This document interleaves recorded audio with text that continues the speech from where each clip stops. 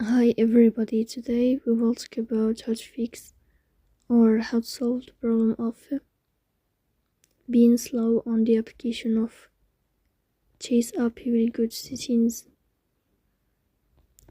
In this page you will go to apps, default apps, app settings.